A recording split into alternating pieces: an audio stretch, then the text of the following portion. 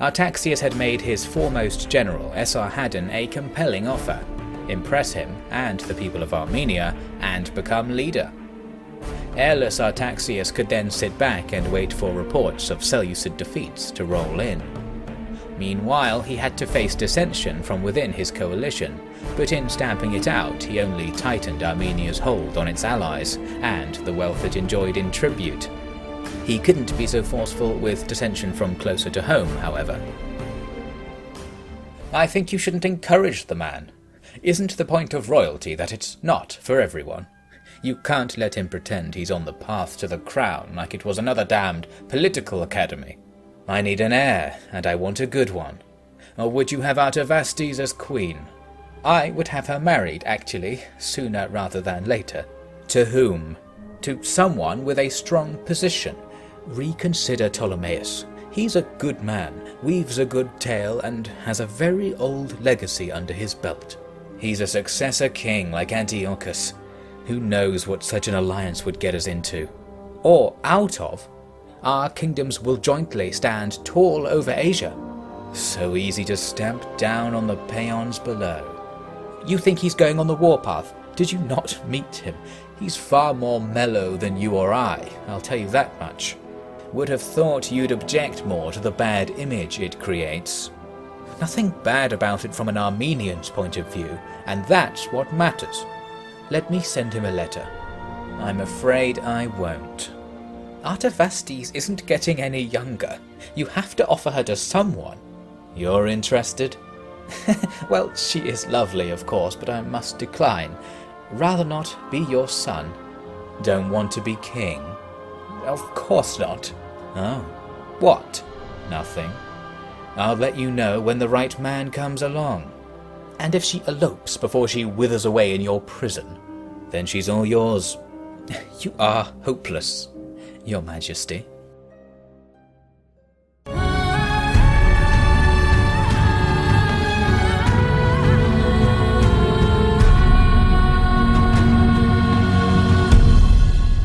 Hello there, and welcome to part 6 of Wings of Eden. Esarhaddon, fresh from taking Antiochia, is now going to take Antiochia again. There's the other Antiochia to the west, and right now is a perfect opportunity to strike. The Seleucid army is to the south, fighting the Ptolemaics, I think, so we can lay siege to their new capital. We'll just have to make some siege equipment and leave them to it. Our overall objective in this area is actually going to be to move slightly to the north into Cappadocia, where we've got one of our victory regions to go after, and Artaxias has brought over the main force to help out with the general push in this direction, since it's all we really need to do right now. In the next turn, we can take an easy auto-resolve to capture Antiochia number 2. A few losses, but nothing serious, no full units lost, and we are able to make a new faction here. We'll liberate the Achaean Assembly, a Greek-style faction, to rule the city for us. We'll get a trade deal with them, make some money, and be on our way. We are going to head north now towards Eusebius. It's currently controlled by the Galatians, so we'll have to start a new war to go after these guys. But that's not so bad, there's not much else going on anyway. The Seleucids are offering me peace pretty much every turn with a load of money, and I just have to turn it down every time because I need my client states to still fight the Seleucids, since we still haven't taken Raga over in the east, which is part of our victory objective as well. The Bactrians further east ask for military access randomly, probably to attack the Seleucids, so I say yes. We'll want to get better relations with the guys on the eastern edge of the map as part of generally buffering ourselves. Now, some bad diplomatic news.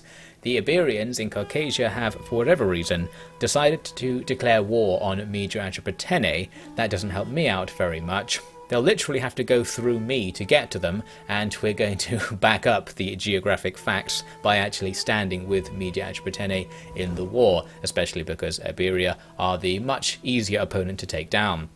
They immediately send an army into our territory, so we'll have to get rid of that. That's bad propaganda, since we're all about having buffer states around us. We definitely don't want enemies in our core territory at any time. To potentially fight these guys, I decided to make a new army. It's going to be led by Sinsharish Kun. It'll take us a couple of turns to put something together here, but since the enemy are raiding, they won't be able to move very far. We can chase after them if we need to. Then I'm back to the diplomacy screen because I need to get rid of an old non-aggression pact I have with the Galatians, and then while I'm there actually fully declare war on them. Not going to call allies in because we don't need them to, although so many of the people in that list there actually are client states that we will have tons of other factions supporting us in this war because we're doing their diplomacy for them. There we have it, the war is started. There's no enemy army in front of us, so we'll only be facing Eusebius' garrison, and that's not all that much. In terms of justifying the war, I noticed that the city of Eusebia is only 1% Celtic, but it's being controlled by a Celtic faction, so it seems like the Galatians are being a little bit suppressive here. I think it's actually Cappadocia is the name of the faction that was originally here, can't quite remember, probably different in ancient empires to Rome too. Anyway, as for the siege itself, there's not that much inside, and their infantry isn't going to be very heavy, so no problem for us to stack up ready to attack there. Since I didn't need both armies to take part in the siege at first, I decided to send Esarhaddon over to the west a little bit. We've got the new Seleucid capital right here, Ionia, and it's not particularly heavily defended either. Also, the garrison is diseased, which weakens them even further. So we'll set up for a siege there, and next turn I come back to a nice easy auto-resolve. We won't be able to create a new faction here, unfortunately, and I am going to go ahead and try to solve the problem of some places not having factions to liberate, using a method that someone suggested in the comments, using a mod to allow me to capture the region and then give it to someone else. Not in this case, but I'm going to be activating that shortly to avoid the problem that we'll see a couple of times in this part. So yes, we just sacked Ionium for now, and we head back to link up with Artaxias and rejoin the sieging force. Meanwhile, over to the east, I noticed that the Iberian army actually walked away from us and has been damaged. It appears they fought with Colchis. Colchis is our client state, so they were forced to fight against Iberia, and that helps us out quite a lot. Our new army isn't quite ready, but we might as well seize this opportunity and get a siege going, ready to take the Iberians down. Is that for me? Yes, my lord. It is a collection of the documents I recovered from the officers in Iconium. Details of military movements, generals. It all paints a dire picture for their empire, I'm pleased to report. There was a time when I would have been allowed to see all this had I only asked. Now you needn't even do that. Here you go. Thank you. You've exceeded my expectations, General. I am privileged to have you think so, my lord. I was serious when I said I was thinking of making you heir. I know we aren't all that long acquainted, but I sense in you the pride in Armenia that drives me. And Sin, but he's gone a bit sour of late. Armenia's freedom is your gift to history, my lord. I would give my life to defend it, but thanks to your shrewd agreements, I doubt I will have to. That is the true boon of shunning empire. Well said indeed. It won't be Armenia that needs you. More the peoples of places just like Eusebia, places stuck in someone's shadow. The world will change when it realizes that Armenians will defend the rights to self-determination of anyone calling it a friend, and perhaps even those that don't. I couldn't agree more, my lord. So, am I to expect an announcement of your declaration shortly? Can't do it now. The vassals aren't too happy with the idea. You're not very popular, you know. Making everyone look bad. Everyone's got their own ideas on who should be king. But whatever happens, know that my real choice is you, no matter what they force me to say in my old age. A happy truth is always easy to remember. Then I can be at ease, for my people will keep their spoils yet. We've got a battle on our hands now, as the Iberians wanted to challenge Sin-Shar-Ishkun's siege. Their main army is still in terrible condition. Looks like they've thrown in a few mercenaries to help that out a little bit. But they will have the garrison to support them. It's a fairly substantial garrison as well. They've got some strength on the balance bar, but it looks like we have the advantage. But when I start the fight, it does the old trick of the balance bar shifting quite a lot, and now the enemy have a big advantage in reality. I set up in a pretty bog-standard two-line formation and waited for the enemy to get close enough for my archers to attack them. However, we had some trouble with skirmish mode. I turned the archers onto skirmish mode, and I think I've mentioned before, the range at which skirmish mode activates seems to be longer than normal in this mod. So as these horsemen come into javelin range, they've already triggered skirmish mode and I'm forced to run away. I end up turning it off and doing some micro over there instead so we can actually get a fight going. We've also got some enemy Javcav coming up on our left, but my horse archers were standing there, shot them at point blank range and drove them away, so that was quite successful. The enemy do have quite a lot of foot skirmishers as well. Luckily loads of their foot skirmishing units are half dead, so they're not going to be doing too much damage. Despite that, we still need to charge. We don't want to hold our position because we're about to get showered with javelins as these javelin men advance. As you can see, things went pretty well for us in that we just charged into a melee. We've prevented the enemy from throwing their javelins, and that's going to save many, many lives on our side. We're still going to be hit by archers and slingers, but that's not quite so bad. We've got some pretty bad engagements going on here, like on my far right, where I'm completely outflanked with my rightmost unit, but luckily the AI isn't exploiting me too much for that. They're just going to fight them in position rather than go for the full rear charge. My cataphracts advance on the right to go look for targets. On the far left, we've got another really bad engagement where somehow I've ended up fighting only on my flank and from the rear, not at all facing the enemy from the front. However, because the enemy are behind our lines, that makes it easy for us to deploy our reserve cav, the cataphracts, under Sincharish Kun to rear attack them, and that immediately takes that unit out of the game and we'll be able to clear up our left pretty easily. Other units are starting to rout in melee as their skirmishers get ground down by our levies, and my other cataphract unit is now behind the enemy lines and can get rid of all the archers and slingers before they gradually arch and sling all our men to death, which they will do over time. On the left, everything's cleared up now. We can start advancing infantry towards the enemy skirmishers. The centre left has even cleared itself up because the enemy just routed due to their low strength. There's another routing levy unit on the enemy side that I'm sending skirmishers to chase away so that we don't have to waste cavalry or melee units dealing with that, and we can use them for the more important fight still going on in the centre. More skirmishers there, gradually losing against my levies. Skirmishers aren't that weak in melee, or javeliniers aren't that weak in melee compared to archers, so our levy spears aren't much better, but we should win in the end. And on the left, we're just advancing all over the place. We're going to try and lock down all of their ranged infantry. On the far right, we had some enemy Javcav coming in for another attack. Tried to attack them with archers and javelineers, but eventually the enemy just went for a melee charge. That was pretty successful, and now you can see the difference in melee between archers and javelin men. Our archers just rout and die instantly. The javelin men carry on in the fight and actually then beat the horse javelineers in melee. Nearby, we've got a load of enemy archers trapped in a slaughter here. They can't escape as they try to rout and my cav and infantry press into them, so we'll be racking up the kills and gradually demoralising the enemy army due to army losses.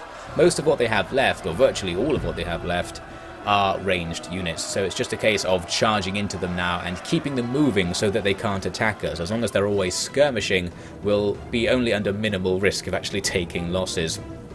It was pretty hard to catch everything because we didn't have that much cavalry, and their skirmishers can run faster than a lot of my units. But we didn't need to catch them in the end. As I was gradually hammering away at their one last threatening unit, their general, everything just chain-mounted across the field, the balance bar swings all the way into our favour, and we've won. We do need to continue the fight because a lot of the enemy army was reinforcements, in particular their garrison, which is the main thing we want to kill in this fight, and reinforcements aren't automatically damaged if you just end the fight right away. You have to do it yourself. So we end up with a heroic victory. Didn't do anything particularly special to get that. I guess the enemy just threw away their main ranged advantages by charging everything in early on. So that's very good. Looks like Iberia are going to be in big trouble after this. I am not your subject. Not as such. Not while I'm around. You are free to do as you please, but understand that if the king sends you any requests, you must obey. And I assure you he will. Money and men, most likely. So I am to be your puppet. Better than a puppet, actually, in that you will be alive. The alternatives can't boast that advantage. Thank you kindly. No need to be like that. If it was anyone but us, it would be an Armenian on your throne. By Ahura Mazda, it would probably be me. You can have it. Spare me the insult of a crown chained to your wrist. Insult? This isn't an insult. This is how your people will be spared from empire. Then why are you taking our coin? Because there are many reasons. It's the cost of the coalition's protection and reparations for your insult to the Medes. Will the money be going to the Medes then? It's none of your business where it goes. I hope you won't speak like this to King Artaxius. Please learn some manners before then. I speak like this because I am a king and you are a king's henchman. It seems like you have already decided that it is in fact the other way around. Wait and see what the kingdom does for you, and maybe then you'll cheer up. As you wish, Your Excellency. Not much happened for a few turns. I was really waiting for my allies or client states to take the victory regions that I wanted them to go for, and that is a gamble really. They sometimes do it, sometimes they won't. You can't really influence them very much other than putting the war target down, which sometimes makes the enemy move in the way you want them to. Esarhaddon had to fall back from the frontline position to replenish and pick up a new nice levy unit of silver shields. Artaxius is taking the main force over to the east to support the Medes, who are currently besieging Raga, one of the victory regions, so that's good news. And Sin is going to move slightly to the north, because we're having some trouble with this faction up here called the Bosphorian Kingdom, who are currently attacking our allies, Ardan, and they have just lost that settlement to the north, so I thought I'd send Sin up there to make sure the border remains secure. Now as for Eusebius, we actually solved things non-violently, because it turned out the Galatians were willing to be my client state, or my puppet state, if I just gave them some money, and we've got plenty of money, so we will take that.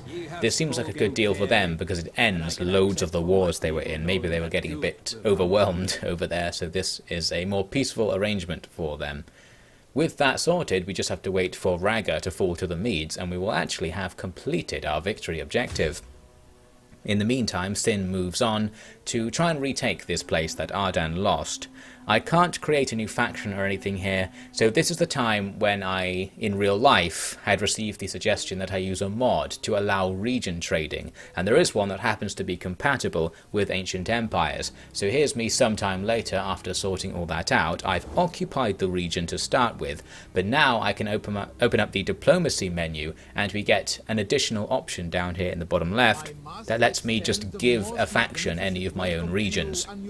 I'm pretty sure the AI can't use it or anything, so it's all at the player's discretion to decide who gets their regions, but this is the perfect mod for this challenge run. Now I can take places that are outside of the Armenian border and just give them to someone else to oversee. So here Ardan can control this region again. Looks like that's going to work quite nicely, and we will be using that more and more in the future. Moving on, we see a new war start for us down in Syria.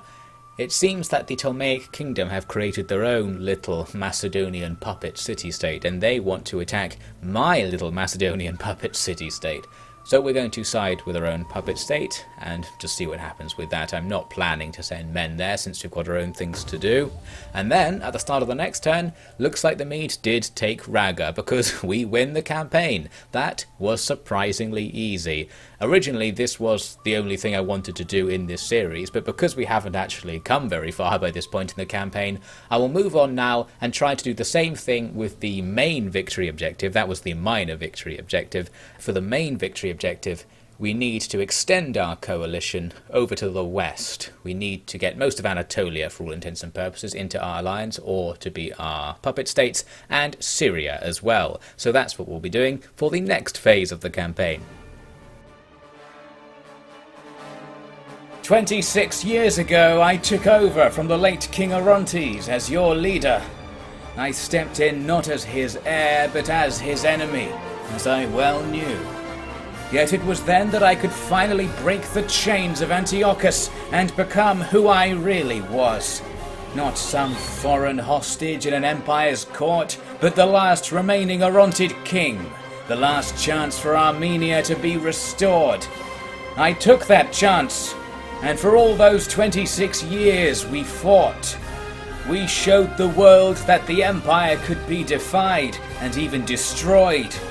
We showed the world what happens when a conqueror offers not the sword, but an open hand to their enemies. We united everyone who values peace, everyone who throws off the mad old fetish of power in favour of the real, rich embrace of independence and cooperation. More than anything, I freed the Armenian spirit, and all across the valleys it poured, rejuvenating the 100 fiefs and making us see that being Armenian makes us all one, no matter our differences. Now I have fulfilled my ultimate promise, to create a union of peoples from all corners of the plateau, free, together, who will see that history can never repeat itself. The Armenian uprising is over. The Armenian nation, the Armenian people and the Armenian way of life are born immortal. Let all hear my words, study my deeds and live my truth.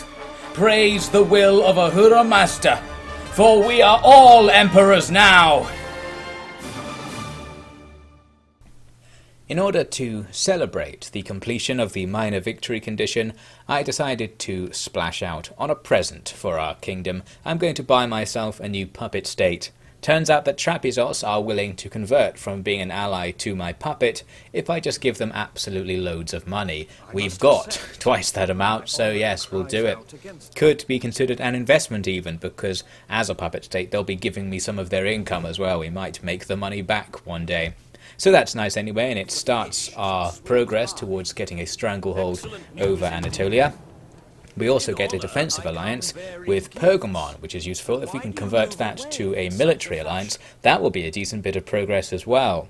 At this stage we could consider getting peace with the Seleucids and trying to make them an ally instead, since we no longer really have a reason to be at war with them, but I decided that just for roleplay reasons we'll keep going with the war with the Seleucids and try to conquer their lost territories in Anatolia at least.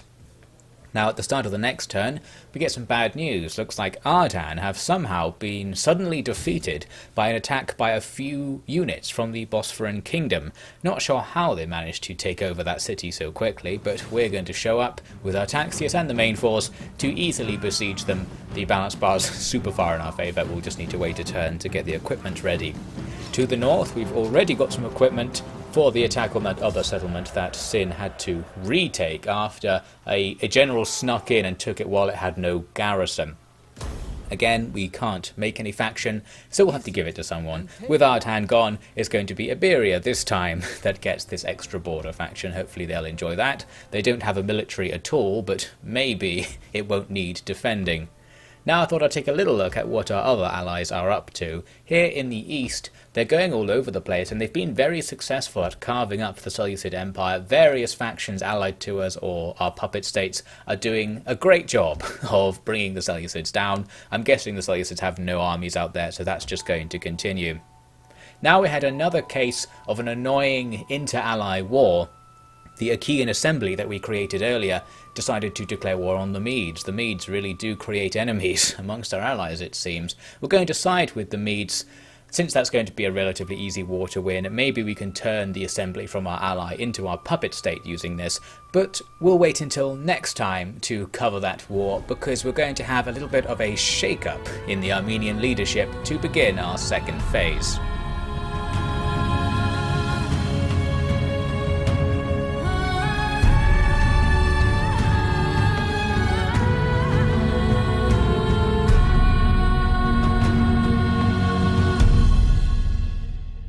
Thank you very much for watching, and special thanks to the Officially Devon patrons for making all of this happen. We'll have generals new and old making some sport of our attempt to go for the major victory condition in the next part of Wings of Eden.